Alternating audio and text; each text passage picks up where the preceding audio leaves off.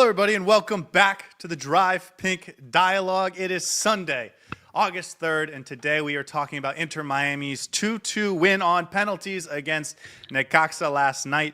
It was one of the most interesting games Inter Miami has had in quite some time. Lots of controversy, red cards for both sides. Obviously, when you go to penalties, it's going to be intriguing. A big injury to Inter Miami. I mean, there is so much to talk about in this game. And so I think it's going to be a very interesting and exciting episode. We both had a chance to rewatch the game. I have new thoughts. I feel better about some of my thoughts. We will talk about all of that. But first, I'm your host, Scotty, and I'm here with my co-host, Saur. How are you feeling on this lovely afternoon, my friend? Mixed feelings, because obviously we could have won that game. We should have won that game, but circumstances were against us. As we said in the pregame show, on paper, 1-1, Inter Miami should have won that game. But as always happens in the world of football, it's never 1-1. In this game, the referee had a few things to say. Injuries had a couple of things to say. We'll take it. Worst case scenario averted. We could have come away with nothing. And Inter Miami not just got the draw, but then won the penalty. And now we have to depend on other results to go our way. But I think it's a lot more positive. And hopefully we can wrap this up in the third game. But it's an uphill battle. It's a long hill that we'll have to climb. But if you got to win the tournament, you got to overcome adversities. So hopefully we can get that. Yeah, I felt really bad about our chances when the red card comes down, and especially once they give up the equalizer. But, you know, things happen. They go your way. Inter Miami's able to get not just 1 point, but 2 points out of last night. And so a couple of results went their way last night. I think today is going to be the big day to tell us really what the rest of this tournament is going to look like for Inter Miami. But largely positive, and we take it from there. And if this game last night ends up costing Inter Miami the tournament, which is still entirely possible, we can rant and rave about it at that point and how unfair and all that stuff. But until then, I'd rather keep it positive because it was a really thrilling comeback. They score in the 92nd minute. They win on penalties. Rocco had his big moment. Suárez had his big moment. Jordi Alba has his big moment. RDP has his big game. And so I think there's a lot of really fun things to talk about. But I want to start with this because there is some sad news, and maybe we should just mention it quickly and move on because we don't know much of the details yet. So if anyone saw Jordi Alba go and hug David Ruiz a couple times last night, we found out today, just recently, in the last half an hour, that David Ruiz's father passed away recently. That's why he missed some training and missed a game. And that's why I think the guys were really, it was emotional for them. Obviously that's a tragedy. He's a young man. And so it's just terrible. We don't know the circumstances or anything. And it's probably not even our place to speculate, or not even speculate, but talk about it other than to say, keep David in your thoughts and prayers. And, it's just it's a tragedy, especially for someone so young. And so, thoughts and prayers to him. Yeah, heartfelt condolences to David Ruiz. It's never easy to lose a loved one. And I'm sure the entire fan base is going to be behind him and the team is going to be behind him, and wish him the best in this difficult time.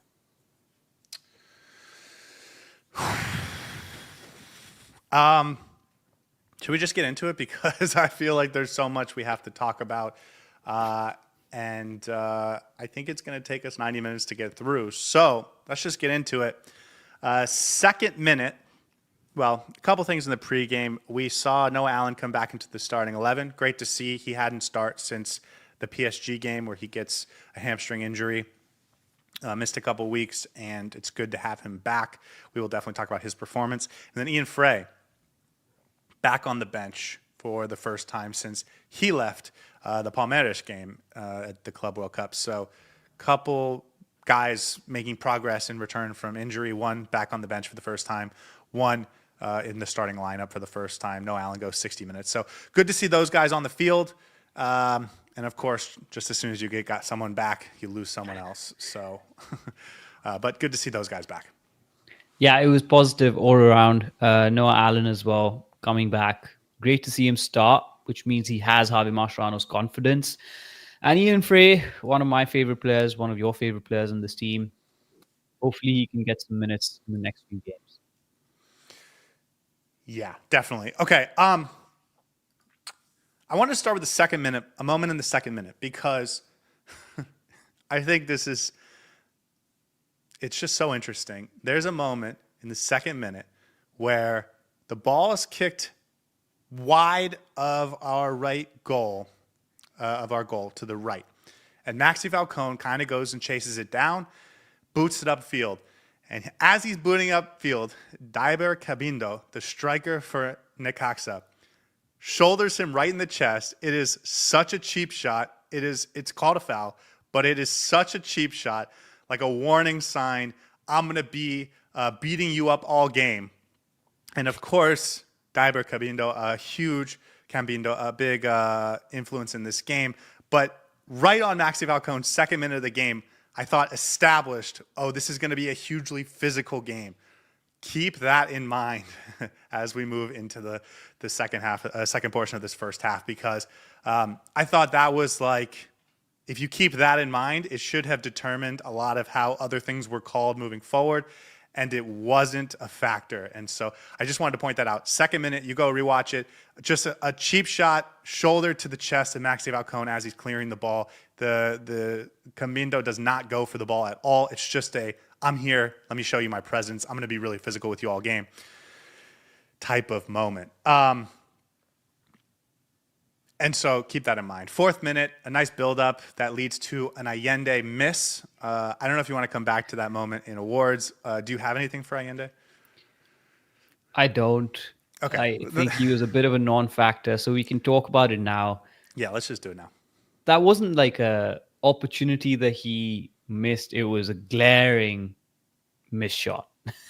He always gets in these positions, and I will bet you at least 3 times out of 10 in every single game, whenever he has a chance, it's exactly the same position. So he should be doing better. At least hit the target on that. The opportunity created was really well done. I think Luis Suárez got the ball into him, I think it was Luis Suárez who got the ball into him. Yeah. And that was a really nice opportunity. He had some space as well. He just drags it wide. Hit the shot, but there's not much to say in terms of Allende himself. He's been struggling in front of goals, so I wasn't surprised when that happened, but it was a really good opportunity. It wasn't just a half chance. Well, and it goes back to everything that we've been saying about him. He's in the right spot. He knows the run he's supposed to make. He knows what he's supposed to do.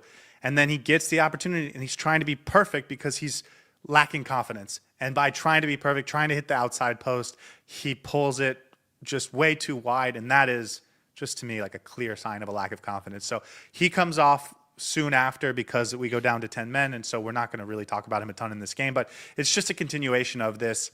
He knows what he's supposed to do. It's not like he's dumb. It's not like he's lost his awareness. It's just that the body is not responding as it's supposed to on the final touches, on the shots, and to me, it's clearly a lack of confidence, and you're not building that by just running him out there. So he's got to sit on the bench moving forward. It's not going to happen. Well, it might if we get a new winger, or if DePaul goes out there, and I certainly want to have that conversation. Okay, the next big minute, Messi, turning into the 7th minute. Messi dribbles into the box, gets hurt, stands up, tries to walk back, tries to walk it off, is unable to. You can see him kind of clap his hands out of frustration, and then he sits down, gets pulled out of the game. Messi injured. Not good. Sorry, I was smiling because of the comments in the chat, but not good at all. I'm not sure how bad this injury is. If it's a muscle injury, then it's obviously much worse. I thought on my first watch it was a contact injury, and that's what I maintained when I rewatched the game as well. It felt like he was running into the defenders, got a knock on the back of his thigh or something, maybe a dead leg, maybe something a little bit worse, but I'm hoping it's an injury that Lionel Messi can just walk off after 1 game or 2 games, and it doesn't keep him on the sidelines for too long. In fact, even if he does have to miss the next game, I think that's problematic for Inter Miami. So hopefully in a couple of days, he should be fit. If not, if this is a long-term injury, then strap in Javier Mascherano because you're up next, mate. You're going to have to show what this team can do without Messi. Of course, we don't have an update on it. What I will say is he told Telasco Segovia that he's fine, but they haven't run any tests yet. I believe he told DePaul it's a thigh issue. Now, a thigh issue could be what you were saying. He had a dead leg. Maybe it's he got a bruise sort of right above the knee. And of course, it could also be a hamstring or a quad issue. So hopefully it's a dead leg or it's a bone bruise or something that he'll be fine in, if not by today, within the next couple days. And if it's a hamstring issue, then you're right. It's up to, it's Javier Mascherano time. Or maybe it's Rodrigo de Paul time. Anyways, he comes out of the game for Redondo. We'll come back and talk about the substitution pattern. But 10th minute of the game, Redondo comes in as the number 6 next to Busquets, and Rodrigo de Paul, who was in that spot, moves up to the number 10. And then everything else stays the same. And then, just like that, Inter Miami scores. I want to tell you, this 6-minute period where Messi gets injured and the Maxi Falcon red card, I thought was Inter Miami's best 6 minutes of the entire game. I'm not saying it's because Messi left, but just they were getting into the game, and they were so much better than this Necaxa team that I think that showed me if they had kept their 11 guys on the field, they were going to win this game by a lot. And they get their first goal. Allende wins the ball, pushes it to Suárez. Suárez with a nice ball over the top to Rodrigo de Paul, who heads it over to Segovia. Segovia, patient, step to his right, hit that top right corner. Inter Miami goes up 1-0. He's like a Rojas regen, isn't he, Segovia? With a good chunk of his goals coming from outside the box. He's a mix between Diego Gomez and Rojas. I was very confident. Even when Messi went off, it felt like Inter Miami was getting into the game. We knew exactly how he wanted to shape up. Rodrigo de Paul was looking confident. Luis Suárez was looking sharp on the second watch. It was all coming together. And I thought Inter Miami was good for that goal. They deserved it. We created that opportunity. Really well finished off by Segovia. But even before that, there were a couple of opportunities. We talked about the Allende chance. There were opportunities for this Inter Miami team to go ahead. And I thought we were one goal to the good. And if we'd kept the 11 men, I didn't see how Necaxa would have come back into this game unless they changed something. But alas, the referee and fate has other things in store for us. So. Yeah, there was another half chance for Segovia in there, another chance, I believe, for Jordi Alba. So they were, it was a 5-minute period between by the time Messi actually comes off the field and going down to 10 men. They created 3 chances in 5 minutes, and one of them was a goal. So I think that showed us that they were in for a really good game. And if Messi had stayed on the field, who can even imagine? But of course, then you get the big moment in the 17th minute. What I am calling the worst call in an Inter Miami game in Inter Miami history, in my opinion. It's a dog so on Maxi Falcon.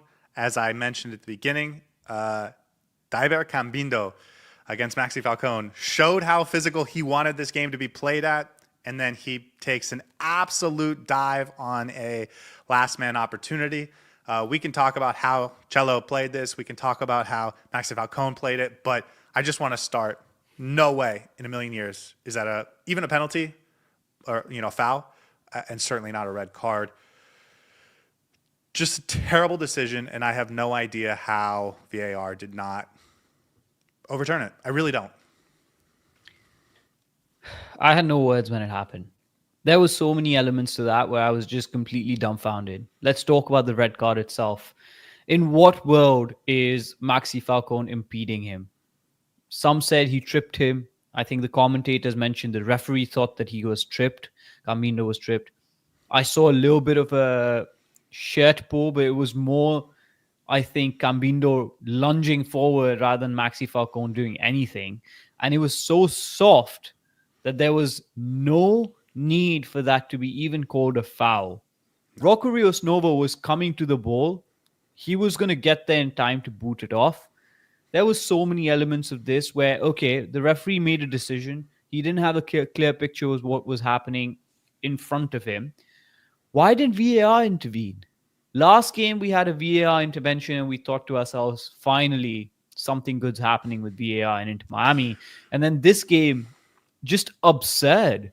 Not even a second look or an imploration for the referee to just go up to the TV and rewatch it. Nothing, just given it. And I thought that was a clear and obvious error for VAR to intervene. It was a terrible decision. These are the kind of decisions that cost teams tournaments, and it could have cost Inter Miami their tournament. If still Inter may. Miami gets, yeah, it still may. And if Inter Miami gets eliminated, we're going to come back and rant about this specific decision for a long time because that was so harsh. This wasn't the David Ruiz red card against Monterrey where you could argue, okay, yeah, fair. But this was very harsh, especially with the way the game was going, the physicality with which it was being played, and Cambindo clearly making the most of the opportunity. Really poor refereeing in that moment. And then there's the second element of it, which we can talk now, or which we can talk when we discuss Maxi Falcon specifically. But I think there's a second layer to this, which kind of just shocked me a little bit. Well, let's do it now because we can hold awards for awards. But I think this is important because it's not just about Falcone. Cello has a really bad back pass to the goalkeeper. I don't know if I think he's trying to push it back to the goalkeeper. And Maxi Falcone does something where instead of going to the ball and chasing the ball down, he says, actually, I'm just going to put my body in front of the defender. I'm sorry, the striker, and let Rocco Ríos Novo come out for it. Both of those were the wrong decision. And so a bad pass, so a bad physical mistake, and then a bad mental mistake from Maxi Falcone created a situation where something like that could happen. And even if it wasn't the foul, like even if he just got on goal and he got past Falcone and got to the goalkeeper and it was a one-on-one, like there were mistakes that led to a bad situation. I just think we needed to start by saying there's no way it's a red card because we can still criticize two mistakes without suggesting that it should have been a red card. I agree with you. There was definitely mistakes made in that moment that they deserve criticism for. Because they put themselves in that situation and then they rely on the referee to make a decision, and he made the decision against us. So you don't want to put yourself in that situation in the first place. With regards to Chelo Weigand, I don't know why he just turns around. There's a whole pitch in front of him. He could have gone inside. He could have taken the ball inside, alleviated the pressure. DePaul was standing right in front of him where he could have passed the ball to him. He turns around, closes the entire pitch to him, so that the only option he has is to go back to either Maxi Falcone or to Rocco Ríos Novo. And then instead of passing the ball to one or the other, he just passes it into space. So that for me was really poor. And then the second element of this was not just the fact that Maxi Falcone thought that he's going to defend the player and allow Rocco Ríos Novo to come to the ball. He first starts running to it. So he's made the decision of getting to the ball and touching the ball, which confuses Rocco because Rocco is not ready to come out to get the ball. And then he suddenly just stops and then tries to defend the player. And that's, for me, the moments that cost you the game. Of course, not a red card in my opinion. I think we would have cleaned up that situation by Rocco just coming out and booting the ball along. I don't think Cambindo was getting to it. But it's just you put yourself in a situation where the referee now has to decide what's going to be the outcome. And he decided against you, and that was poor, really poor decision making. Granted, not a red card in any universe. Also, this is something that I watched closely today when I rewatched the game. Rocco is going to get to that ball before Cambindo. So it wasn't a dog so. Yeah. So again, just a terrible call. I think Rocco was maybe half a step away compared to Cambindo from the ball, but the ball's obviously coming to him and away from Cambindo. He would have gotten there first to clean it up. There's just no way that's a dog so. But again, some mistakes were made that puts your team in a bad situation anyways. Ash has a great question in the chat. What's the most likely explanation why our players are still making the same mistakes and not correcting them? Quality. Do you mind if I take a 1 minute rant? No, please do, because I don't have a clear answer to this. I do. Well, I don't have a necessarily clear answer, but here's some context I can provide. Allegedly, this has been reported by people that follow the team closely. Tata Martino was a big film room guy, and some of the veterans felt like they were spending too much time working on the minutia of the game. And I think we have seen this year, there's been a scale back in terms of how much time they spend in the film room and on the mental aspect of the game with the coaching staff. And while it doesn't affect, I don't think the veterans, I think it has affected some of the younger players. And it's why I think we see some of these mistakes continuously. But I think that's what the Stars want.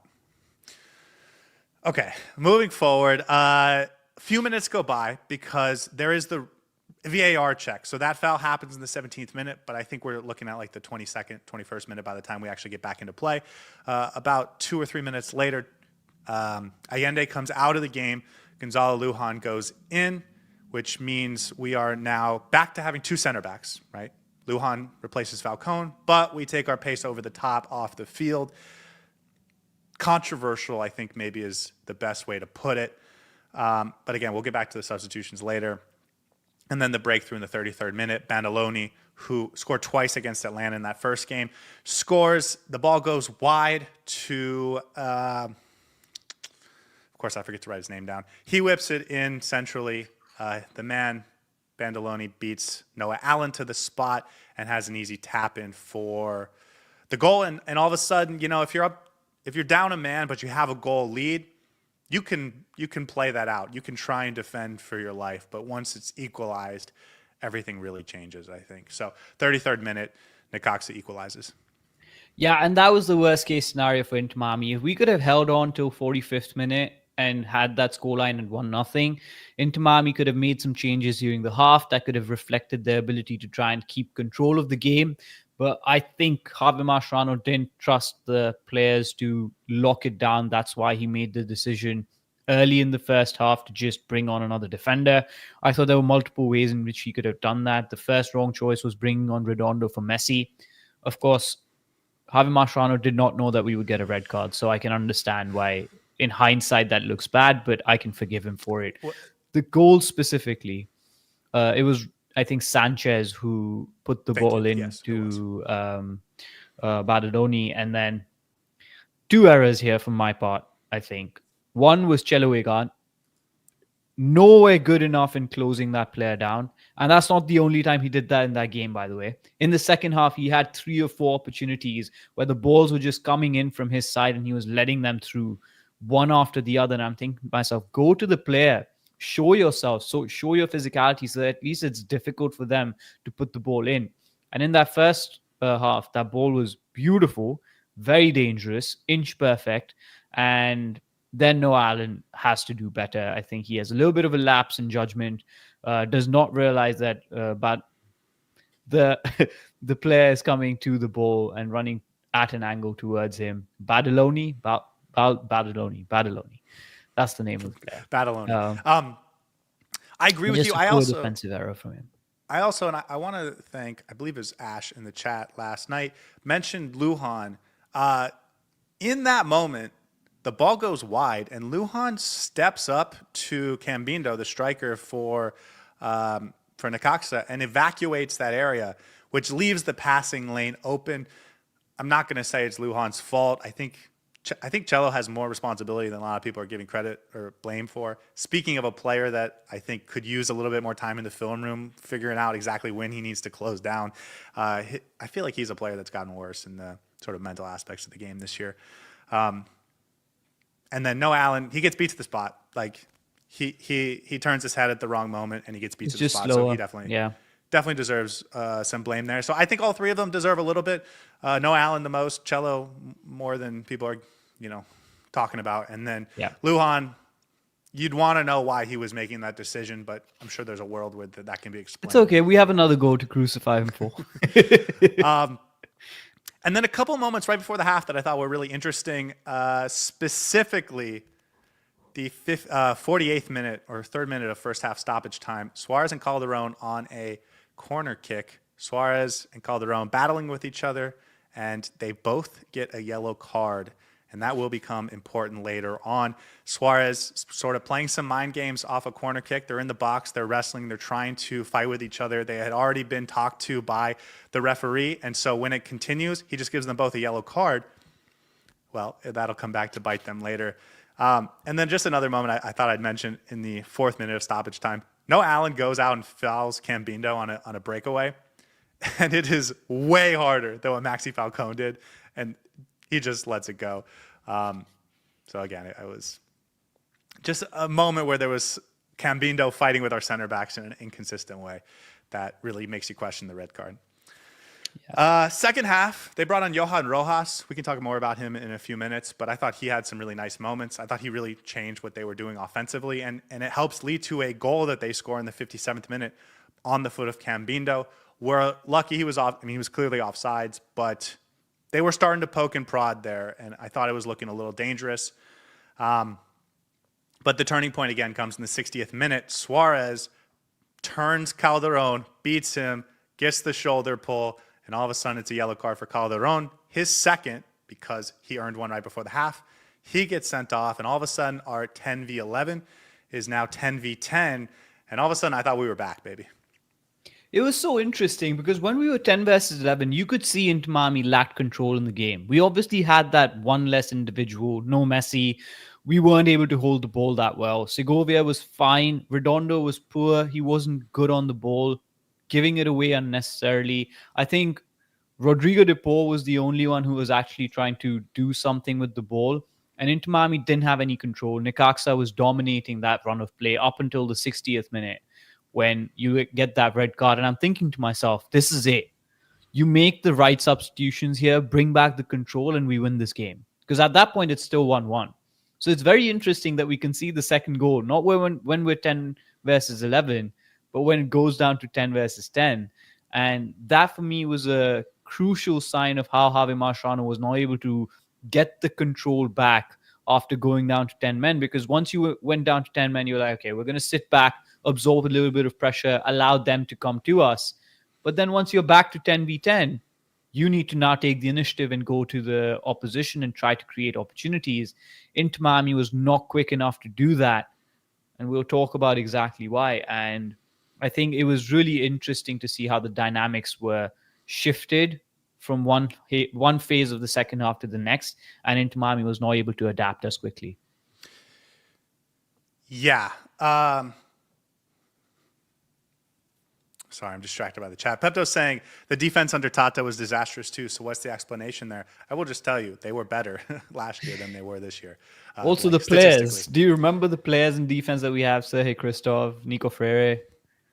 Take those guys over Luke Gonzalo. Yeah. Okay, so you get the red card on Calderon, second yellow. It's now back to 10v10.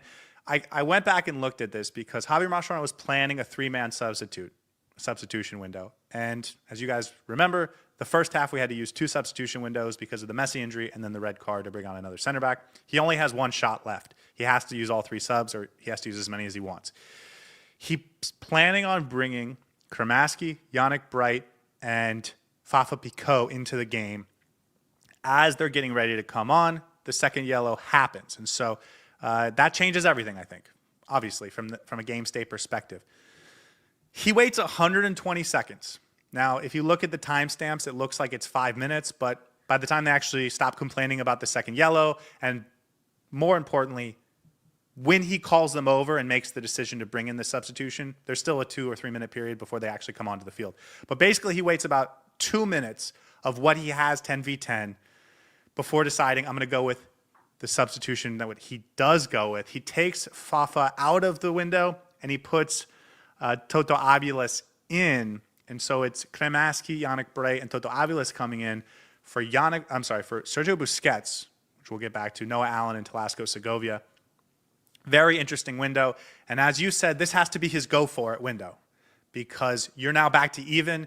You know it's going to be very difficult when the MLS's side of the bracket based on how things have shaken out so far. You have to go get the win here, and you have 1 shot to make a difference. He does it in, I believe they come on in the 65th minute, so you got 25 plus minutes to make a difference. I thought they created a couple chances, but I think you're right. Largely disappointing that they weren't able to take over the game from this point. I want to give them a little slack because they are more tired, having had to work harder down a man for half the game. But there's a Kremaski chance where DePaul has an unbelievable pass into Kremaski, who's making the run in behind. Kremaski may have had a better chance of pushing the ball wide to Cello, and then over to Suárez coming into the play. Doesn't happen. He takes the shot. He puts it a little high. But then the big one comes in the 81st minute. Ricardo Monreal, who is fresh into the game, just came on about 7 minutes earlier.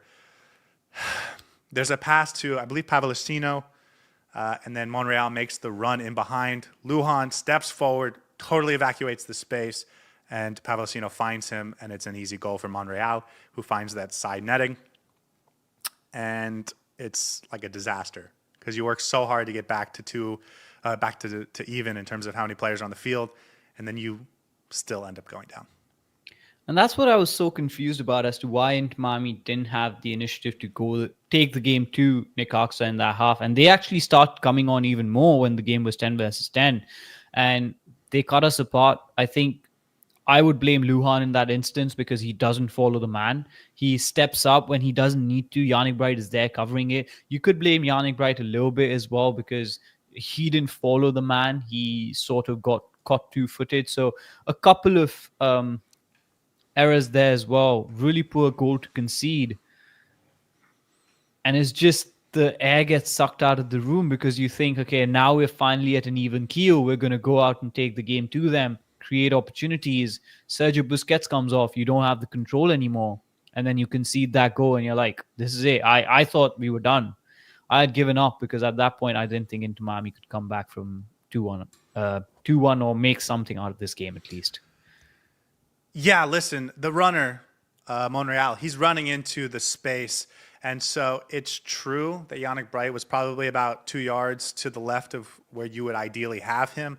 But you're talking about a guy who's 6 yards outside the box. You'd be happy if he takes a shot from 6 yards outside of the box. It's much more important to defend the higher level danger and give your defensive midfielder a chance to recover. And by the way, the reason why I am going to give a lot of the blame to Lujan is because he does this all the time, where he steps up at bad moments and gets beat in behind because of it. And sometimes he just gets beat for pace and he's not athletic enough to make the turn. Sometimes it's the pass goes past him, but he does this all the time. And so it's not a surprise to me that he makes the same mistake. If you want to give Yannick Bright some blame for it, fine. I think that's fair. But I think it's the same way, right? The first goal was mostly on Noah Allen with Cello Egan with a little bit of blame. And then the second goal was mostly on Lujan with Yannick Bright for a little bit of the blame. Same way. I think that's fair. So now we're down 2-1. We're desperate, and we have no substitutions. We have no pace over the top. I guess Kramaski is the pace over the top. And we're throwing numbers forward, and we're asking Gonzalo Lujan and Toto Aviles to come up big. Yannick Bright also, I mean, they had some nice moments. Yannick Bright had a nice steal. Aviles had a nice defensive moment. Rocco Ríos Novo had to make a save in the 90th minute on Kevin Which Rosero. could have been game-ending, by the way. That save kept us in the game. All three of those players, Bright, Aviles, and Rocco, I think, had really nice moments in that final 10 minutes. And it sets up Inter Miami for the 92nd minute. Equalizer, Rodrigo de Paul, on a set piece, whips in a ball to the center of the box, and Jordi Alba gets a header on it, floats it over the goalkeeper, and puts it in the back of the net. Yeah, beautiful ball into the box by Rodrigo de Paul. He's going to be such an asset because now we don't just have Messi and Sergio Busquets doing all the passing, but Rodrigo de Paul as well. He showed a few times in this game finding that clinical pass. The one that you mentioned to Kramaski was beautiful, but then this one was inch perfect. Gets it straight to the head of Jordi Alba, who has a great header, by the way. Fantastic header, had a lot to do. Not one you'd pin down to score a header, but he does it and brings life back to the Chase Stadium, brings life back to Inter Miami. And then I'm thinking, 5 minutes, go out and win this because there's still a chance. I was too, and they celebrated, I thought, a little longer. But of course, now that we know about David Ruiz, I think that changes how we feel about it. They do go for it. They don't create any opportunities. The game ends. They do actually get a corner, but they're not able to make much out of it late. And so we go to penalties. I will be honest, I didn't watch the penalties over again, so maybe you'll have to tell us if there was any spectacular ones. But Rocco Suárez Ríos Novo, almost hitting the post and sending it out into space. It was one. Yeah, Rocco Ríos Novo, he gets one save, and that's all he needed. I will tell you, watching it live, Redondo was the only play. Like Everyone else, they come up, and I was like, there's no doubt about this. There was a moment where the goalkeeper for Necaxa, Umsain, comes in, and he's their fifth penalty taker, and he nails it. I mean, I may have been the best penalty taken. And then the next thing I see is Rocco holding the ball sort of at the penalty spot. And of course, he's getting ready to hand it to Suárez as he's coming up. But just for like half a second, I was like, there's no way they're letting Rocco take this penalty. Of course, Suárez steps up. He hits the top post, but it's good enough. It goes in. Inter Miami gets 2 points that may just save their tournament. Yeah, that I think was crucial. The penalties for me I didn't pay as much attention to them because I was a little dejected. I was like, we've lost 1 point. We're not going to go through. So I wasn't as anxious about whether we win or not because I thought that was it anyways. But then now that I had time to sit and reflect on it, I think those 2 points might be actually very, very crucial. Good on Rocco, man. If not for Rodrigo de Paul and his behemoth effort this entire game, Rocco would be my man of the match. He was phenomenal. So good for him. Yeah, I agree. The other moment, I guess, is Jordi Alba has his like finger wagging moment where I guess the opposition goalkeeper is pointing to the side and is telling him shoot that way. And Jordi Alba shoots that way, beats the goalkeeper anyways, and then does the pointing fingers. So I guess that's the context for anyone that saw the finger wag. And Inter Miami gets 2 points. And based on what happened last night in the other games, that's crucial 2 points. We jumped a couple teams with that extra point. It's yet to be seen if that will get us through and how that will affect us for the rest of the tournament. But I feel a lot better having gotten that extra point. And there's a real chance that Rocco save saved our season, or our tournament, rather. If that's the case, then God bless you, Rocco Ríos Novo. Okay, let's talk about, for a few minutes, Necaxa, because we'll probably never do it again. I thought Johan Rojas, who came in at halftime, had some real dynamic shots from deep. Rocco had to make a really nice save in the 49th minute, a 53rd minute shot that hits the post from Rojas. So he, I thought, did change what Inter Miami had to do. They were giving some space in front of the midfield, trying to play a little bit lower and deeper. When he starts taking those shots from deep, Inter Miami has to make adjustments, and that's why Yannick Bright had to come on later on. Aside from that, I thought they really lacked a lot of talent. And again, circumstances felt for much of the game like they were going up against Inter Miami. You lose Messi early, you go down a man early. I think if this game stays 11v11, even after the Messi injury, but we keep DePaul and we keep Maxi Falcon in the game, I think we win this game going away. I thought we were much more talented, and that having to play half the game down a man, losing some of your legs, not having a ton of flexibility with the substitution windows, I think that's what made this game competitive. I agree with you. I think they were average, but they made the game physical. They made it difficult for Inter Miami, and they gave us a lot to think about. A lot of the times, of course, going down 10 men is the worst, especially against the Mexican side, a Liga MX side, and they capitalized on it, and it worked in their favor. But as I mentioned at the start, if this was a 1-1, 11 versus 11, Inter Miami definitely had the chops to win it. I think we got a little bit lucky getting those 2 points at the end, but you can't say that Inter Miami didn't deserve it. We were very unlucky going down on man, so the luck eventually balanced itself out. They were fine. They were a good team to go up against, but on another day, we could have beaten them. I think there was a world where we win this game like 4-0 if things go our way instead of against us. That said, it's a frustrating 2-2 draw considering I felt there was a huge talent advantage. The only other thing I want to mention is their coach, Fernando Gago. Apparently, he's a former teammate of Messi's with the Argentine national team. He was a national team player from 2007 to 2017, 61 caps. So he's a guy that Messi would know, played at Real Madrid, played at Roma, Valencia, Boca Juniors. He coached Boca Juniors, Guadalajara, now at Necaxa Racing Club. If you're looking for coaches that might be a future coach with a connection to Messi, throw this guy's name on your list. I don't know much about him other than what we saw last night, but maybe a name to keep in mind, Fernando Gago. Yeah, I thought he coached a decent game, but he definitely has the pedigree. And let's be honest, this is not his team yet. He's just come in 2 months ago, and he still wants to impose his stamp. So I think once this team gets going in his blueprint, they might be a very, very good team. I think there's going to be a lot of eyes on Necaxa. We should mention that because, of course, they've got a lot of glamour associated with them. So this may not be the last time that we see this team. Who knows? Maybe. Tracy says, I think Mascherano needs some credit. People complain if he subs too early or too late. He can't win against the haters. And then Pep says Mascherano lost the game in the very next comment. Let's get to the substitutions because I'll be honest. I can explain away why he did everything, but that doesn't mean I would have done it the same way. And what would be the fun in just saying, yeah, I get why he did it and just moving on, if not to say what we would do.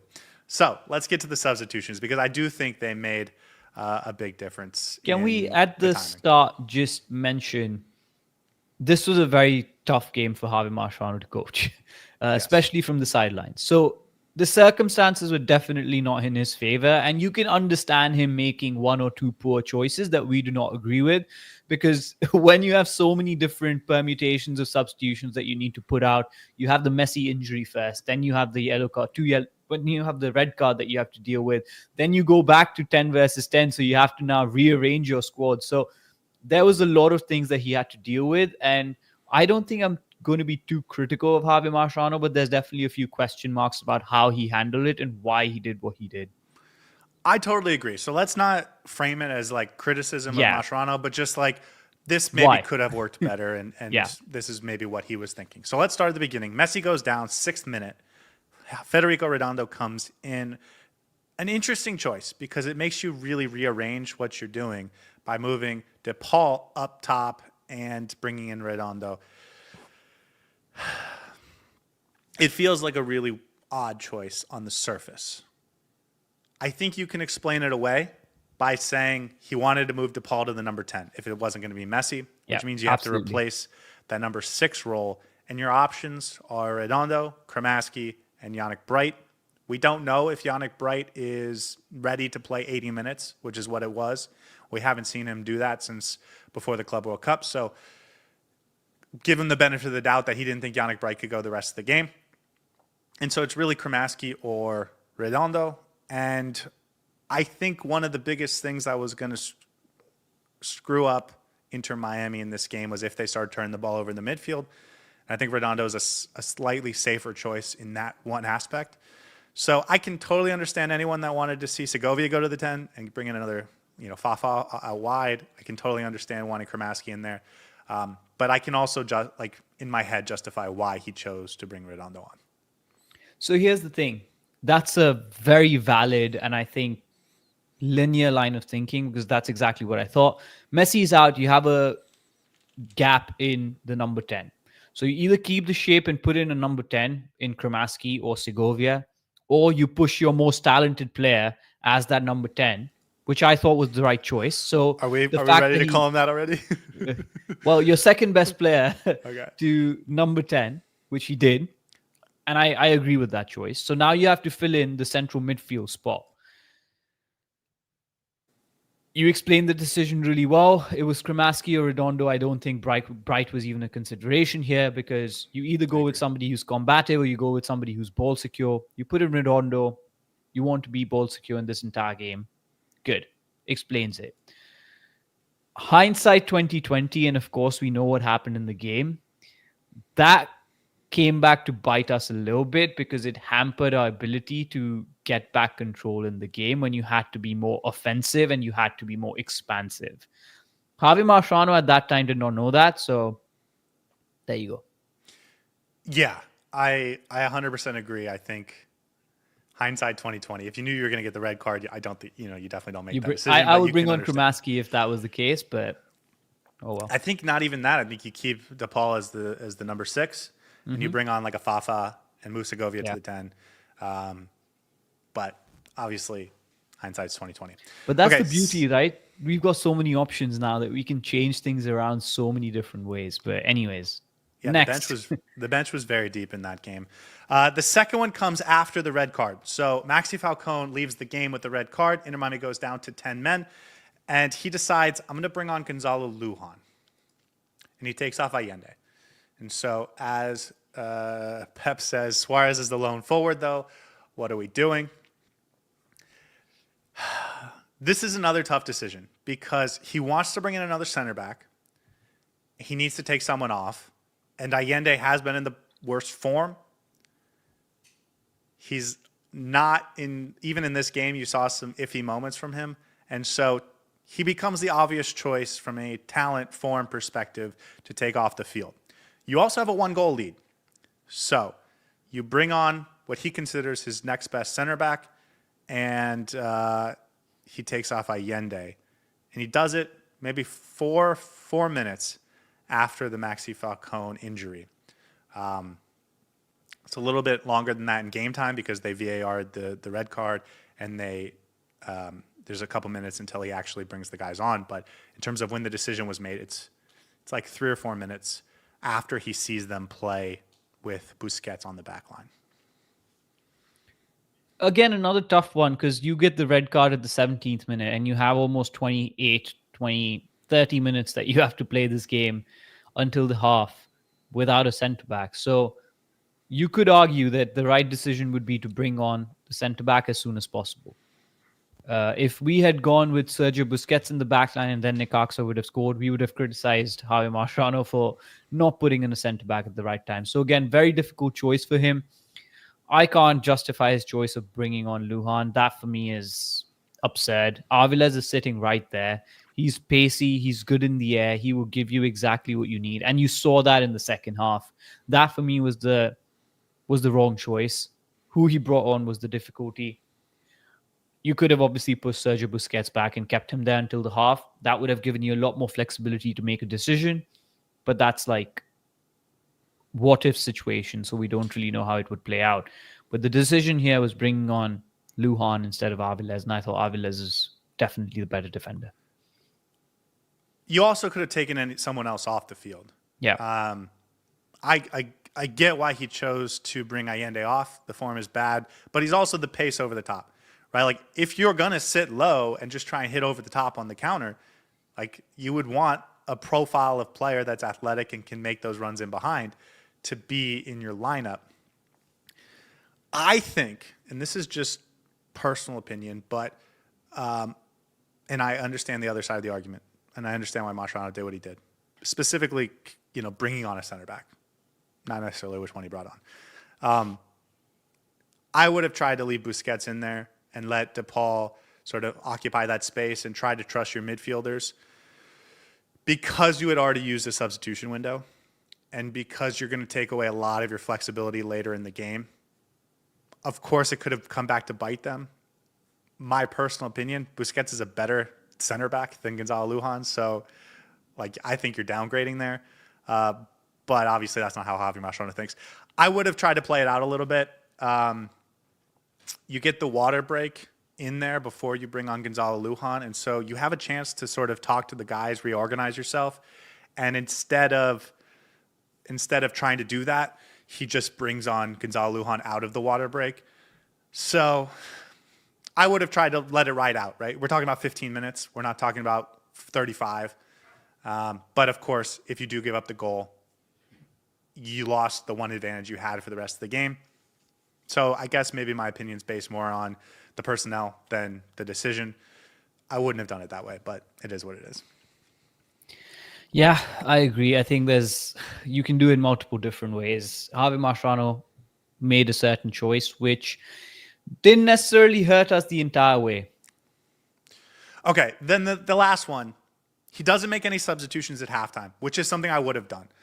I think I would have brought on Yannick Bright at halftime because you need to keep them at 1 goal, right? Your best chance to win is if you keep them at 1 goal. You're not likely going to score 2 or 3 goals for the rest of this game down 10 then, and down a man compared to Necaxa, which is what you thought at halftime. I would have brought Yannick Bright in at halftime. He makes you more likely to keep the game at 1 goal than Redondo, who I would have taken off, which would have been harsh for Redondo, but it is what it is. That would not have happened. So then you get the substitutions after the second red card. And let's go through the mindset here because he's bringing on 3 subs before the second yellow on Calderon. So it's still down a man. He's bringing on Fafa. So he's bringing on the pace over the top. We don't know for sure that it was going to be for Suárez. That may have been the sub for Segovia. Yeah. Like, it's possible it's not. So I don't want to assume that it was just a decision 99% that was the sub for Segovia. Well, it could have been Kramaski as well. We don't know. And Ashley tells us in the chat that no Allen asked for a sub at that point. So he changes his mind after the red card. Instead of bringing on Fafa, he takes out Noah Allen. He puts on Toto Aviles. And you kind of get this mix match of more athleticism and bite in the midfield. You get a stronger defender, bigger defender, better one-on-one, and fresh defender. But you don't actually reinforce your offense much other than a few runs out of the midfield from Kramaski. So, and you get much worse because you lose ball control with Busquets. You lose ball control with Segovia. And you're kind of asking Suárez and Rodrigo de Paul to be everything, which is something he's been comfortable doing this year, just asking Suárez and Messi to be everything. So he's clearly comfortable doing that, but I don't know how I feel about it. Let's start with Busquets. He takes Busquets off. What do you think? Why? Why did he take Busquets off? That's my question. I think the decision was bring on Yannick Bright and bring off one of the 2 midfielders. He didn't want to take off Redondo because Redondo had come on. So the only other choice was Sergio Busquets, right? That's probably the decision behind that. I would guess that Redondo and Bright is defensively more sound than Busquets and Bright based on the athleticism. And because it was going to become a transition game, right? But you wouldn't want to take off Busquets in an ideal world. I agree with you. I think the reason he made that decision is because he wanted to, he didn't want to bring off Redondo, who he had subbed into the game. And that, to me, is like a young coach not being willing to push a button. But I thought we got worse when Busquets came off from a ball. We lost the control and the ball progression. Control. Yeah. And like an intelligence in how we were progressing the ball. And here's the thing, right? He wanted to make 3 substitutions, and he had Yannick Bright, Aviles, and Kramaski. I think it should have been Yannick Bright, Aviles, and Fafa Pico. I also think bringing on Fafa Pico for Segovia, Aviles for Allen is straight. That Yannick Bright one is a little bit of a confusing one because the only other player that you can replace is either Busquets or Suárez. And if I have to choose between the 2, I would have gone with Suárez rather than Busquets. But then you lose a penalty taker in case you go into penalty. So again, this is a reflection. Yeah, and a goal scorer as well. So yeah. Okay, so here's my big thing with this. I can kind of justify all of them. He makes this decision 2 minutes after it goes back to 10v10. 2 minutes. And I get it looks like 5, but the arguing about the yellow card, by the time the guys actually get called into the field, it looks like 5, but it was 2 minutes. The 10 people he put on the field when Gonzalo Lujan came on are the 10 guys he thought were going to help him win this game. Yeah. With a 10-man possession, with 10-man group. Now that you're finally back to even numbers, why not give them a chance to run it out and see if they can put something together? That's my point. Yeah. And save your bullet until the 70th minute, the 72nd or the 75th minute. Yeah. The 75th minute. I think that's the right decision here. Because so to me, that's the big mistake. And that's why I was referring to, you put Redondo up in the first instance, and that hampers you for the rest of the game, which he didn't know at the time, but I think it came back to bite us. But I really like your point that he didn't have to make a substitution at that point. Allow them to play 10v10, get some rhythm in the game, push up a little bit, get some momentum, and then you can maybe sub on another 2 players if you need to, maybe not 3. See how the game's progressing. Going. Exactly. Because maybe you realize, okay, this game is wide open. I need Fafa. Or maybe that becomes a midfield battle and you realize, okay, I need specific midfielders in there to battle it out. But see how the game develops 10v10 as opposed to just making the sub right away. Because again, you had to use 2 substitution windows in the first half, which means you only have 1 bullet to fight this. And I thought he shot it a little too soon. That's my criticism. I understand all the decisions. And again, it's a tough situation for Mascherano. Thank you, Mascherano. He's got guys telling him that that they're tired, they want to sub, but it's a must-win game. So if those guys have to go 10 more minutes, like they'll go 10 more minutes. Not them. Yeah. They're competitors. So that's my That's my criticism, I think. But it's, No, I think we've done a again, good job dissecting his mindset at the time during the game. And it was a hard job to be a coach for, honestly. This game was a difficult game to coach. I agree. I definitely agree. Okay. Anything else on your mind about the game not related to awards? No, I think we're There's a ready. lot about We're this almost game. there. We're ready to talk about awards. Okay, let's get to awards. And for those that haven't seen or listened to the show before, we give out 6 awards after every game: a Heron of the match, a Heron that flew north, and 2 individual awards each. And because you went first last time, Saur, I will go first this time with the Heron of the match. And I will tell you, and we're going to talk about this more as we get deeper into awards, I was really conflicted on who to give this to on my rewatch. I thought it was obvious last night. I ended up going with the guy I thought it was obvious last night for, but I thought on the rewatch it was much closer than that. I'm giving it to Rodrigo de Paul because he's a special talent. 2 assists in this game. Stepped up into a role he wasn't prepared for. So second game that he didn't actually get a chance to train and do the thing he was being asked to do. The ball carrying is elite. It's special. No one else on the team can do that other than Messi. And so none of our midfielders are even competitive compared to what Rodrigo de Paul can do. The defensive positioning, I thought we saw a couple moments early in the first 20 minutes or so before he moves to the 10, I guess first 10 minutes. I don't even know. He's a stud, man. He's worth $17 million player. First of many. You saw the exact talent that he's got. He's going to fit in seamlessly into this team. He's going to be really good in the MLS as well. He's got all the attributes: the ball composure, the control, the runs with the ball, the passing as well. He demonstrated he has that. It's just a whole fully rounded player. And we talked about when he was about to be signed that this is a player that's, imagine Kremaski 10 times better in terms of his development, talent, and quality. I think it's even more than that. He can play on any part of the pitch and just make an absolute difference. So well done on your choice. Porfirio says someone needs to squash this meme that Busquets isn't an elite defender anymore. He's off the charts in terms of blocks, interceptions, duels, work rate, just because he looks slow. I agree. I'm convinced. Yeah, like agree. You don't have to convince me. He's not a defender per se, but he can definitely be a defender if you ask him to do a job.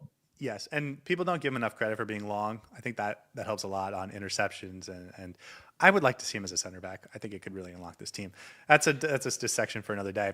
RDP, he was awesome. I thought he was good in the first game. I was like a little underwhelmed watching live the first time, understandably because of all the context. I rewatched the game. I thought he was really good. 40% better in this game. Even another step. It was. And it's just the IQ, right? Knowing where to position himself, knowing where to be. He was at the wide side at one point. He was centrally at one point. He was playing the number 10 at one point. Got that really good header into Suárez, which was a very difficult header, by the way. Sorry, into Segovia, which led to that first goal.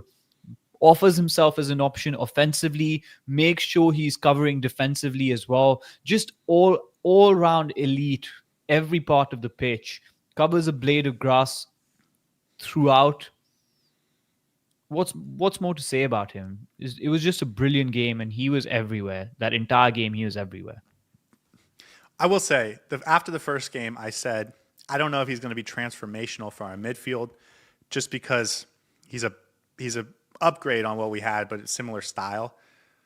That ball carrying, man, it might be transformational.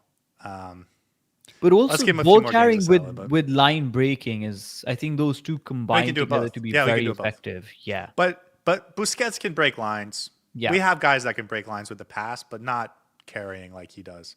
And to create the angles, he needs to make the passes. And then we saw some of the quality that few people have, right? Like the header to pass it on to Segovia for that first goal. It's like, if Tadeo Allende tries that, he hits it too hard. And not to pick on Allende. If Fafa tries it, if Yannick Bright tries it, like to put it inch perfect is phenomenal. It's phenomenal. And as Ken says, he can run forever box to box. That might be actually the thing that really is special for him, is that he can do all of the technically great things, but then will be able to be a monster of a work ethic too. Okay, Saur, I actually think the Heron that flew north is a little bit harder to decide than maybe it seems at first glance. So I'm interested to see where you went with this. But for those that haven't watched our show, the Heron that flew north is awarded to the player that's doing the wrong thing. Florida Herons don't fly north for the winter. So if you catch one flying north, you're catching them doing the wrong thing. And in that vein, Saur, the Heron of the match is. I took the easy route out. Maxi Falcon wasn't a red card. Let's just start by saying that. Was not a red card. But he made a bad error in judgment. The way he handled that ball, running to it first and then suddenly stopping to then defend the man, puts himself in a bad spot, puts Rocco Ríos Novo in a really bad spot, allows the referee to then get involved. I think Cambindo did very well in running at him, trying to get away from him. And Maxi Falcon gave the referee an opportunity to get involved into this game and make a decision, and the referee decided against him. Very poor from him that moment, and it came back to bite into Miami in the butt. This was the game where you had to be perfect every single minute. You have to win 3 out of 3 games. You know your team is struggling because every other team in the MLS is also playing really well. And you can't make that error in judgment. Somebody said he's our best defender. You can't make that judgment in a tournament like that. And just for that, I think he deserves the Heron that flew north award because he put everyone else around him in a very difficult spot after that red card. And it would be very harsh to say that Allende should get the Heron that flew north. And anybody else, I think, is really harsh to give to. So he, for me, was the Heron that flew north because other players had to perform under pressure and under difficult circumstances. Stop me if you have an award for them, but I think Cello was also a consideration because I think he's also a part of that play. He sets it up, and then also I thought he had some poor moments moving on. So I thought he was the other guy. I think maybe there's a call for Lujan if you think that, especially if they lose the game on that second goal, and it's primarily his responsibility. But I totally get the Maxi Falcon award, and if it was like a well-deserved red card, there's no doubt it's that. But you're right. He puts himself in a position to make a mistake and to let the referee decide an impactful part of this game. So fair. I think it's fair. I did think it was funny. The announcers said that this is their most consistent defender this year. And I know the MLS announcers aren't watching every single game, and that's fine. Noah That's Allen not what their job is. Is our most consistent defender. But I just I thought Maxi Falcon's season is defined by inconsistency. Yeah, I thought that was an ironic way to phrase that. He didn't play a ton, so I don't. Aside from this one moment, there's not a ton to talk about. But it's the moment that defined the game, really. So yeah. Okay, my first award is the Leave Your Flowers Award. The Leave Your Flowers Award. So you leave flowers for somebody when you want to celebrate their achievements. And in that vein, or when it's like a or you've gone the negative route here, or when they're really bad and maybe to their tombstone. I don't know, man. Rocco Ríos Novo. Rocco Ríos Novo gets the Leave Your Flowers Award. Well, I was just going to say, sometimes you leave flowers at a funeral or at a tombstone.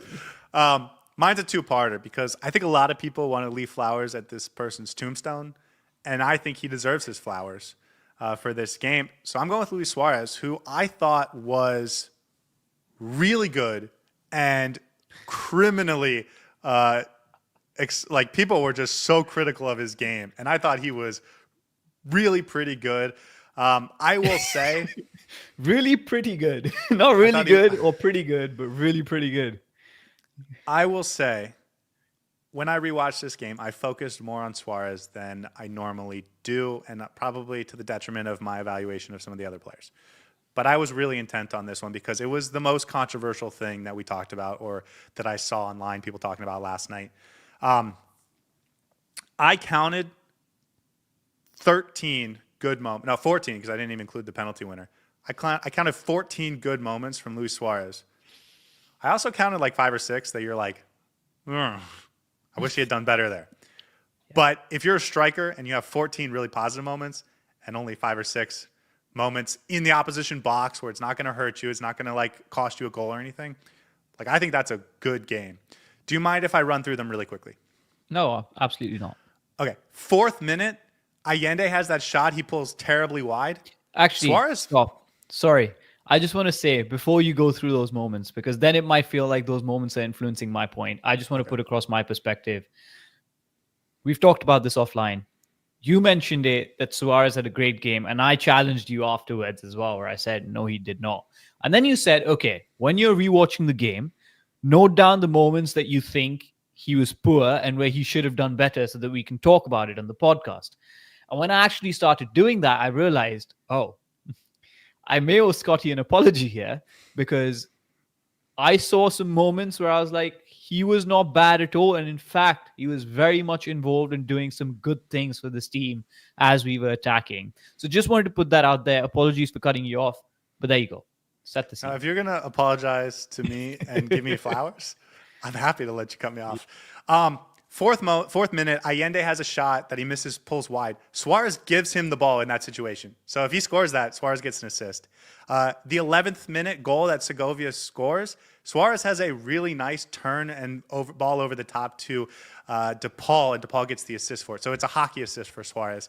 15th minute, there's a really nice ball into the box from Suárez to Segovia. Segovia is not able to put the ball in the back of the net. It's a little bit of a challenge. It's a tough finish, but it's a great ball by Suárez. 17th minute, he gets the ball forward to Jordi Alba. Jordi Alba has 2 runners into the box, Allende and DePaul, and that if it's a better cross from Jordi Alba, it could have been another hockey assist for Luis Suárez. I thought up until the red card for Maxi Falcon, he was like the heart of everything we were doing going forward, and I thought it looked really good going forward. 31st minute, he draws a penalty when we're under pressure, alleviates the pressure, has another one in the 3rd minute of stoppage time. The 4th minute of stoppage time, he earns that yellow card on Calderon, so he puts Calderon in a bad situation. And then early in the second half, he gets the 2nd yellow card on Calderon. So Luis Suárez single-handedly made this game back to a 10 versus 10 game by earning both yellow cards from Calderon. He had a really nice dribble in the 67th minute. He's the guy that released Rodrigo DePaul right before DePaul makes that really nice pass to Kramaski in the 69th minute. He had a great entry ball to Jordi Alba, who puts it right at the keeper in the 80th minute. That was called offside, so I don't think we made a big note of it. Rewatching it, I think he probably was on sides. So if Jordi Alba finishes that, I think that gets overturned and it's a goal. And it would have been an assist for Suárez. That was a great ball. In the 91st minute, he's the guy that gets the foul that leads to the 2nd goal, right? Rodrigo DePaul puts the ball into the box. Jordi Alba finishes. Suárez is the one who earns the foul that set that play up. And then in the 95th minute, he earns a corner that gives Inter Miami one last chance that ends with Jordi Alba whipping a ball and hits, it's a little wide, but he created so many opportunities. Listen, that 86th-minute moment where he steps on the ball and he trips himself and he turns it out, it's terrible. Like, I'm not going to defend it. It's a bad moment. It is like an old person moment. He has a shot in the 53rd minute where he shoots it from like halfway, like in the midfield, and it's like, what are you doing there? Most of the other mistakes that people are going to criticize are like, okay, fine, we're nitpicking a little bit.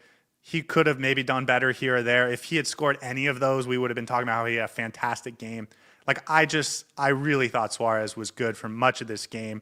And the only 2 things I'd really criticize him for were tripping over himself or tripping over the ball. Like, that was embarrassing, no doubt.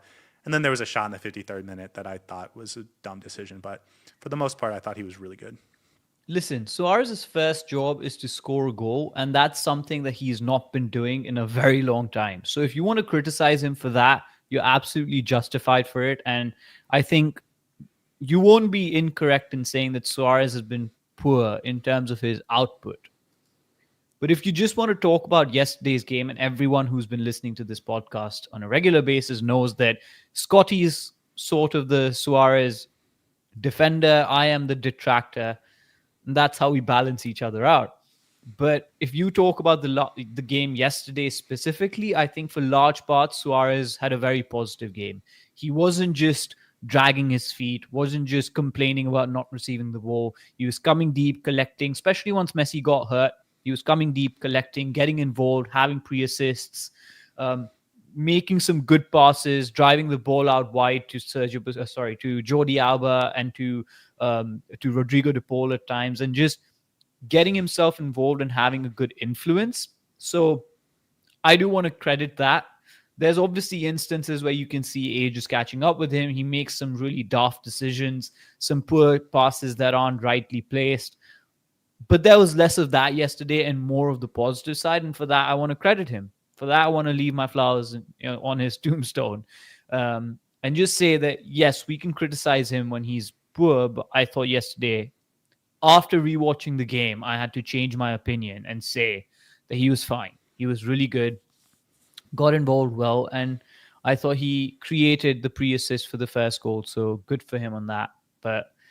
And he earns the foul that leads to the second goal. Like, he was involved in both goals. And gets the second yellow as well for the other team, or like the first yellow for the other team. And the second yellow for the other team. Yeah. I will also add, and I don't think I mentioned it, he wins the game on the penalty. Yeah. I want to get back to that in a second. But Pepto's saying Scotty's a Suárez apologist. He's not even a homegrown. You know, you mentioned this to me earlier that, like, out of the two of us, I'm the pro-Suárez guy and you're the anti-Suárez guy, and that's fine. I will just say, if you wanted to accuse me of being biased towards Yannick Bright, I'll admit it. 100%. Ian Frey, I'll admit it. Oh, yeah. I just feel like Suárez is getting too much hate, and as a striker, you don't have to be perfect. You just have to have some positive moments, and people are... They look at the bad moment and they just overemphasize and assume he has a terrible game. But if you're having twice as many positive moments as you're having bad moments, 3 times as many positive moments, especially when you're in the opposition third, and especially under very difficult circumstances like he had to play in yesterday, like I thought he played really well. And again, I thought he didn't play well in the first game against Atlas. So like I think he deserves his flowers on this one. All right, next award. We're done talking about Luis Suárez. I do want to say one more thing about Suárez, but a different plane. Sometimes as a striker, all you need to do is see the ball hit the back of the net. And I thought to myself, that penalty hits the top post, goes down, and I thought to myself, this isn't going to work because it didn't even hit the back of the net. It just hit the top of the net. So, yeah, we'll see if that can spark him at all. But a post-game penalty doesn't really count, does it? Okay, now can I go? Yes. What is your first award? My first award is the Wounds to Wisdom Award. Oh, this is I like the name of this award. From Wounds to Wisdom, a guy who has grown a lot through. Oh, this is Rocco. This is obviously Rocco. It's a guy who has grown so much over the last couple games. Because he got hurt and burned a couple times. So his wounds turned to wisdom, and now he's really smart. Your line of thinking is correct, but this award goes to Noah Allen. He got wounded yesterday. For the first time in a long while, he got clearly wounded yesterday. Not just a 50-50 where you're like, oh, Noah Allen should have done better, but can't really blame him entirely. He lost his man. He lost his concentration. Yes, you can justify this by saying he's just coming back from an injury, getting back into rhythm, all of that. But yesterday was an error on his part. Shouldn't have conceded that. But this is a young player. This is a player who's been very consistent, the most consistent defender on this team for the last 10 months. This is going to be a learning for him. He has to take this on as a learning opportunity. It was a mistake, yes, but take it on your chin, understand what the flaws were. You said they don't watch the film that much. Go watch the film on that. Understand where the error was made, what you were doing wrong, your body positioning, your reaction time, whatever it is. Turn this into wisdom. I know a lot of people might blame him for the goal, but it happens. Sometimes even the best of the players lose their man. So I just want to say that he might have that one moment where he didn't look good and when he conceded the goal. But for the rest of the game, he, I think, held up his own. He had a couple of really good moments where he had to track back and he booted the ball out, did not let the man get free.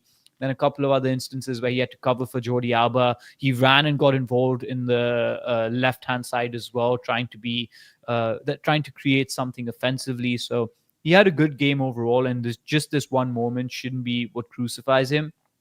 And hopefully he can turn that wound into a learning opportunity and into wisdom that's going to make him a better player. I want to be fair. If that had happened to Gonzalo Lujan, I would be giving. We him would the have fair to crucified them. Yeah. So it doesn't Absolutely. mean Noah Allen. Like, I can't say Noah Allen had a good game. If you're a center back and you're Yeah. most responsible for a goal, Correct. that is a significant downgrade on your performance, no doubt. So, like, I want to be clear. I'm not going to be as harsh on Noah Allen because he is a homegrown, and I do have my own soft spot for Noah Allen. But I also will acknowledge, if that was Gonzalo Lujan, I would have been much harsher. I did agree with you. I thought for 89 minutes he was pretty good. He was very good for 89, or not 89, it's 59 minutes. And he has one mistake, and I agree with you. I hope he learns from it. Yep. Good award. I like that one. From wounds to wisdom. It's got a nice ring to it. Yep. Okay, my next award is the wrong moments matter, Masche. The Wrong Moments Matter Marche Award. Who had a wrong moment in this game? And who's somebody that you would want to give an award to? Gonzalo Lujan, of course. It is not Gonzalo Lujan, but he does play into Toto this. Aviles. Oh, no. It's Toto Aviles. Yeah. Toto Aviles. People give Toto Aviles so much flack for the yellow cards. I want you to know, Gonzalo Lujan has more goals allowed directly responsible on him this year than Toto Aviles has yellow cards. The idea that Toto Aviles sits behind Lujan or is behind Lujan on the pecking order is absurd. He was so good yesterday, had some really good moments in transition. And again, people always go to the yellow cards with Toto Aviles. You can get a yellow card. Yeah. You can get a yellow card and still have a great performance. Like, just getting a yellow card does not mean you have to sit on the bench. And he's got 2 yellows in the last 15 games. Right. And it's also probably overblown a little bit. Yeah. Although, to be fair, he does get a lot of yellows. He led the league last year. That's all fair. But just getting a yellow card doesn't mean you sucked. Doesn't mean you had a bad performance. You can have quite a positive performance and still get a yellow card. I feel like the second he gets a yellow card, a lot of people, potentially including Javier Mascherano, are thinking to themselves, get this guy off the field. When in reality, he's really pretty good for much of the time he's on the field. And specifically compared to Lujan, who gives up goals, the worst thing you can do as a defender, at a remarkable clip. It is unbelievable how many goals per game or per 90 Lujan is directly responsible for. He gives up more goals than Aviles gets yellow cards. And somehow Lujan is ahead of Aviles on the pecking order. Do not understand it. Not going to make this about Lujan other than what I've already done. Aviles, I thought, was really good last night. Aviles and Allen are our 2 best centre-backs. They should be starting every single game. I agree. There was a moment where Aviles was running back to chase I think Rojas it was, the Necaxa player. And he puts in a tackle. He gets the ball clean, and it just goes straight down like an arrow into the feet of Redondo. And I was like, oof, that was a good tackle. And I've never seen Lujan do that. He's just clear, man. His talent is clear. He's definitely much better than anything we have on this team or any player that we've brought in. And for me, it's unfair. I love the fact that it's such a long award that we can barely fit it on the thing, but that's a good award name. The Wrong Moments Matter, Marche. And well, because he thinks that yellow cards matter and giving up goals don't as a center back. Yeah. Somehow, I don't get it. Aviles is a great player. And if we lose him, if we let him go before some of the other players or centre-backs in this team, I'm going to be gutted. But I think he gets unfair criticism. And he was good last night. I think he deserves some credit for that. Okay, what is your second and final award? My final award is the Last Son of Krypton Award. Okay, Last Son of Krypton. This is a Superman reference. Who was Superman in that game other than Luis Suárez and Rodrigo de Paul and Toto Aviles and Noah Allen? It is clearly Rocco Ríos Novo, who was there for us when we needed him, not just with a a late opportunity. I think maybe the 90th minute one-on-one stop against Kevin Rosero, but also he gets the big penalty save that wins us the game. It's Rocco Ríos Novo coming through in the clutch, just like Superman. Absolutely. The last son of Krypton, the man of steel, flew like a Superman to save some goals, had that brilliant save at the end that kept us in it, and I think deserves the flowers. There's another element to this, right? When Superman first came to Earth, he took a little bit of time to get accustomed to his powers. He didn't know how to fly. He didn't know how to use his laser eyes. It took him time to get accustomed to the sun and to the Earth's gravity and all of that. And that's what Rocco Ríos Novo was going through over the last, 3-4 games when he was a little bit nervous. We thought he didn't look that great. Got a clean sheet a couple of times. Then he started getting his confidence. Then he started getting his powers. And then after that game against Atlas, he was like, "Ooh, I can do this. I can fly now." And this game, he was just as important as Rodrigo de Paul, maybe not more. And I think a candidate for Heron of the Match, but definitely deserving of an award. Great performance. Third choice keeper. Good for you, man. Good for you. I will be honest with you. As soon as the Leagues Cup's over, I'm going to go right back to thinking and being nervous about Rocco. But I am convinced he's Superman for this Leagues Cup run. Like a totally different player from what we saw in the MLS. He was great last game. He was great this game. First goal, nothing he could do about it. Second goal, it would have been a very nice save if he was able to get that foot out there and make the stop. But he had some nice saves. He's the hero in penalties. Like this kid who, again, I don't think we had a lot of we treated him like it was a third string goalkeeper, like he should have been the IMCF 2 goalkeeper. He has played like a first team MLS goalkeeper over the last 2 games, and not just that, but like a good, like an above average to good one.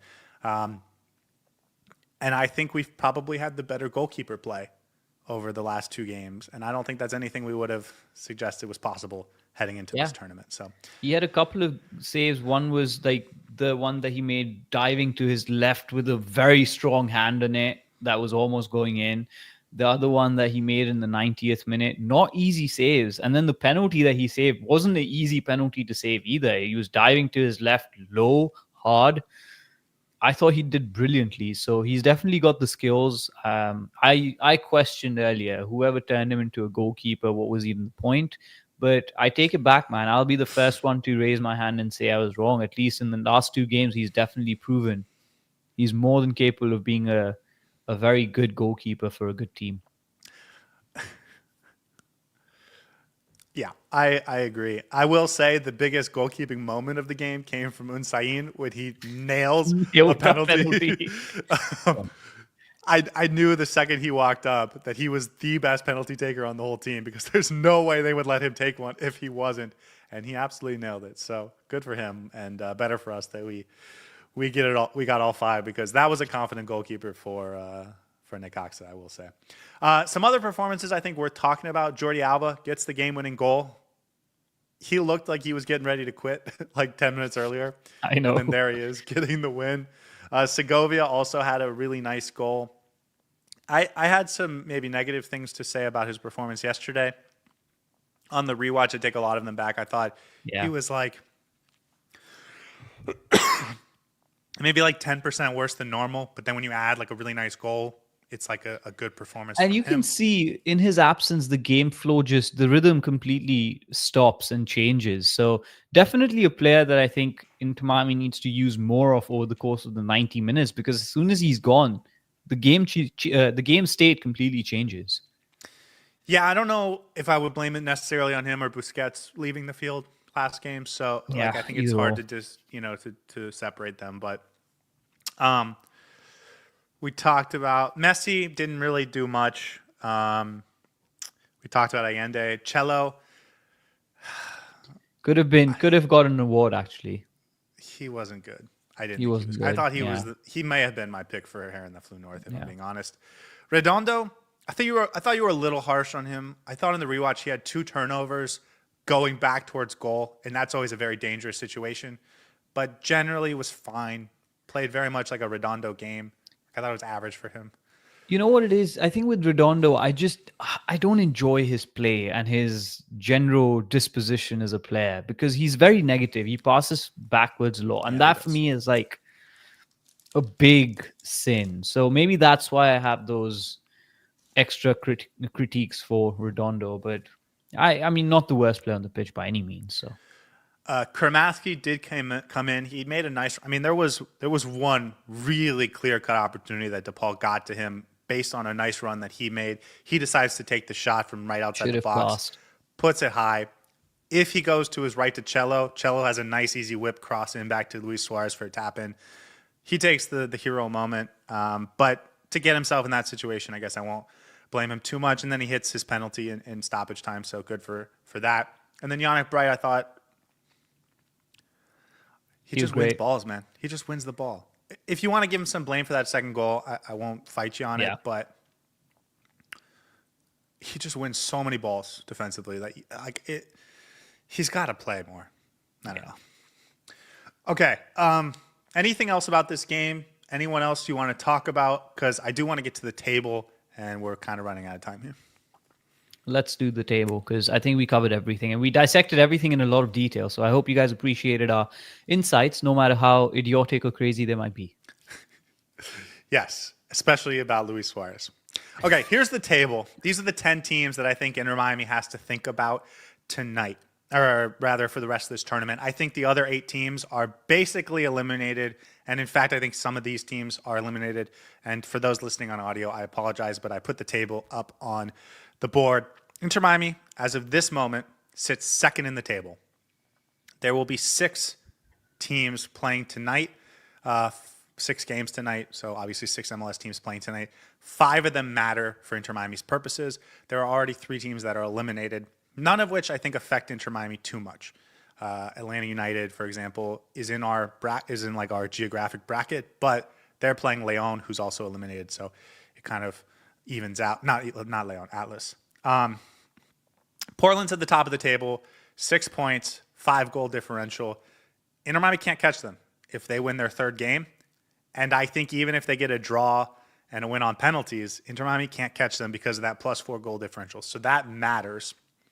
Minnesota, Columbus, and Orlando, all on 2 games played with 4 points. So they got 1 win and 1 loss on penalties. They don't matter. As long as Inter Miami wins their third game, those teams are eliminated, or at least behind Inter Miami. And if Inter Miami doesn't win their third game, they're not going through anyways. So those 3 teams don't matter at all to Inter Miami. The 5 teams that matter, well, Portland matters because if they lose, then it opens up a spot for there. But the 5 teams that do matter all play tonight. Seattle, 1 game played, 1 victory. The Galaxy, 1 game played, 1 victory. Cincinnati, Colorado, New York Red Bulls, all the same. If those 5 plus Portland, if they win out, all of them would go ahead of Inter Miami. So in terms of where Inter Miami sits in the control your own destiny bracket, they're sitting 7th, which is not where you'd want to be, but it also could be worse. I have a feeling that we'll be fine.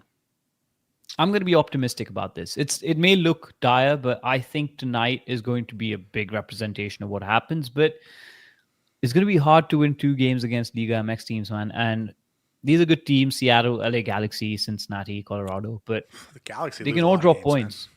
They can Yeah. all drop points. So if this was like Columbus and Orlando, I would have been like, oof.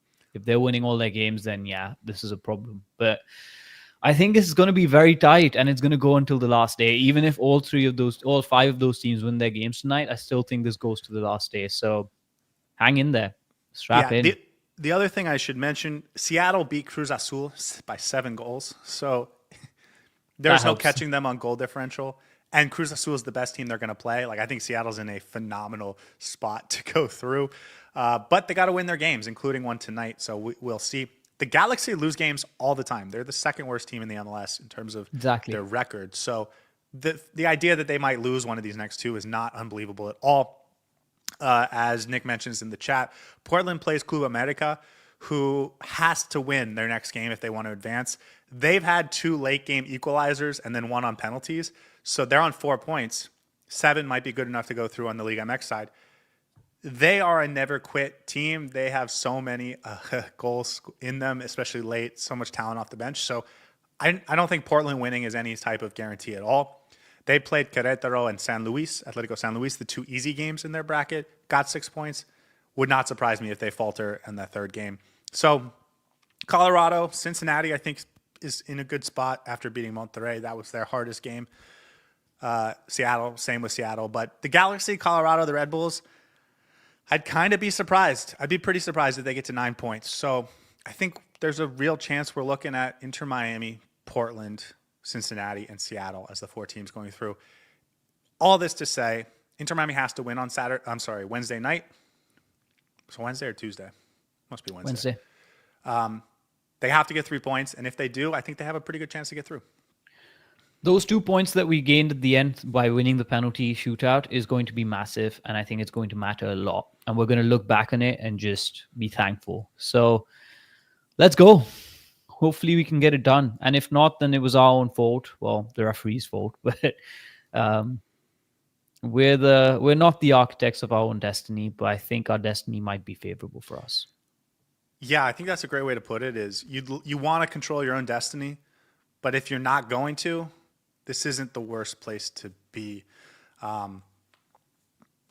The other thing maybe we should mention just quickly, we don't know what's going on with Lionel Messi. So if he can play, you'd feel really good about being Pumas. Some people in the chat are mentioning Keylor Navas. Their new big goalkeeper signing got a red card, so he's not going to be available for that game. That is not a particularly good Pumas team by their standards. So that's a pretty winnable game, especially at home for Inter Miami, especially if Lionel Messi plays. But even if without, what we saw from DePaul, what we saw from Suárez from a playmaking perspective, maybe if you replace, you get both Allende and Fafa on the field at the same time. We saw how effective that was a couple games ago with the pace for Suárez and playmaking from Suárez and DePaul. There could be something there. I think Inter Miami could not just win, but maybe get a couple goals in that goal differential category. But of course, it's going to come down to what everyone else does. And tonight's a big night. So I encourage you all to check out some of the other games tonight. They matter in a way that they didn't. We will certainly yell and scream about how unfair the Leagues Cup is if Inter Miami does not go through, especially on 8 points. But until then, I think I'm just going to keep a positive vibe and watch some of these games tonight and hope Inter Miami gets the results they need across the country. Up the Herons, man. Up the Herons. Up the Herons indeed. Saur, incredibly intriguing game. So much to talk about. And I think we did a good job of breaking it all down. And you know what? There's probably another 25 minutes we could have done on the tactical decisions and how each team played all 3 different portions of the game when it was 11v11, 11v10, and then 10v10. There's so much to that, but there was so much else we had to talk about. And I think we got through most of it. So any final words, anything else you want to get to in this game? No, it's always a good episode when afterwards I feel a bit hungry. So I'm going to go grab myself a snack, get ready for the next set of games in the MLS. And one reason we did this early was so that we can go enjoy some of the other games. So hopefully it all pans out into Miami's favor. Cross both your hands and fingers and legs or whatever. And we'll see you on Wednesday right before kickoff, 1 hour before kickoff. But Inter Miami is ready to make a run into the next round of the Leagues Cup. Let's go. See you guys next time. Hey everybody, thanks for tuning in. Do us a favor and hit that like and subscribe button. Since our first viewer, sharing this with you all has been the very best part. So from the beginning until the end, thank you for being a part of this and have a wonderful day.